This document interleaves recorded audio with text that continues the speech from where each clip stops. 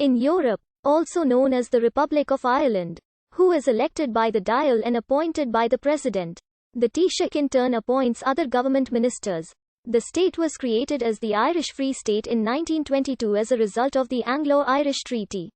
It had the status of dominion until 1937 when a new constitution was adopted, in which the state was named Ireland, and effectively became a republic, with an elected non-executive president as head of state.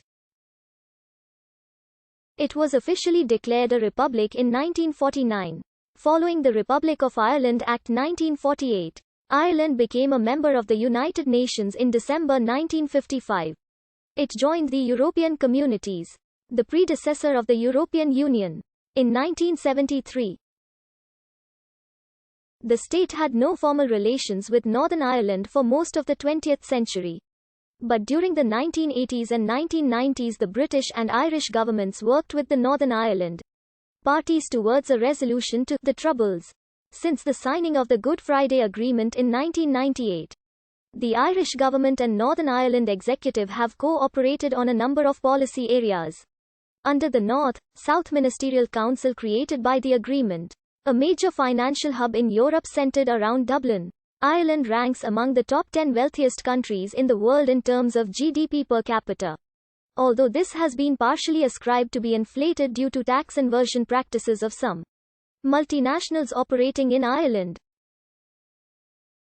From 2017, a modified gross national income was enacted by the Central Bank of Ireland, as the standard deviation was considered too materially distorted to accurately measure or represent the Irish economy. After joining the AIC, the country's government enacted a series of liberal economic policies that resulted in economic growth between 1995 and 2007, now known as the Celtic Tiger period, before its subsequent reversal due to the 2008 financial crisis.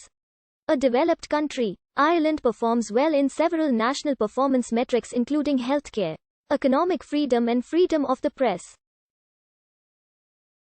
Ireland is a member of the European Union and is a founding member of the Council of Europe and the OECD. The Irish government has followed a policy of military neutrality through non-alignment since immediately prior to World War II, and the country is consequently not a member of NATO, although it is a member of Partnership for Peace and aspects of PESCO. The 1922 state, comprising 26 of the 32 counties of Ireland, was styled and known as the Irish Free State. The Constitution of Ireland, adopted in 1937, provides that the name of the state is Éire, or, in the English language, Ireland. Section 2 of the Republic of Ireland Act 1948 states, "It is hereby declared that the description of the state shall be the Republic of Ireland." The 1948 Act does not name the state as Republic of Ireland, because to have done so would have put it in conflict with the Constitution. The government of the United Kingdom used the name Éire, and from 1949, Republic of Ireland, for the state. It was not until the 1998 Good Friday Agreement that it used the name Ireland, as well as Ireland, Éire, or the Republic of Ireland. The state is also referred to as the Republic, Southern Ireland, or the South. In an Irish Republican context, it is often referred to as the Free State, or the 26 counties. From the Act of Union on 1 January 1801 until 6 December 1922, the island of Ireland was part of the United Kingdom of Great Britain and Ireland. During the Great Famine, from 1845 to 1849, the island's population of over 8 million fell by 30%. 1 million Irish died of starvation and or disease, and another 1.5 million emigrated, mostly to the United States. This set the pattern of emigration for the century to come, resulting in constant population decline up to the 1960s. From 1874, and particularly under Charles Stewart Parnell from 1880, the Irish Parliamentary Party gained prominence.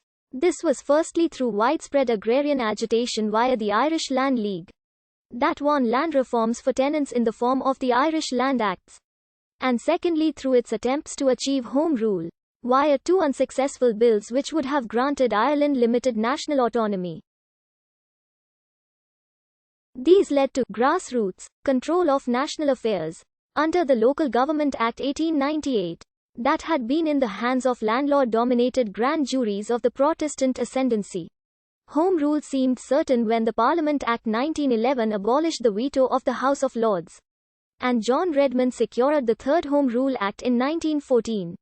However, the Unionist movement had been growing since 1886 among Irish Protestants after the introduction of the first Home Rule Bill, fearing discrimination and loss of economic and social privileges if Irish Catholics achieved real political power. In the late 19th and early 20th century, unionism was particularly strong in parts of Ulster, where industrialization was more common in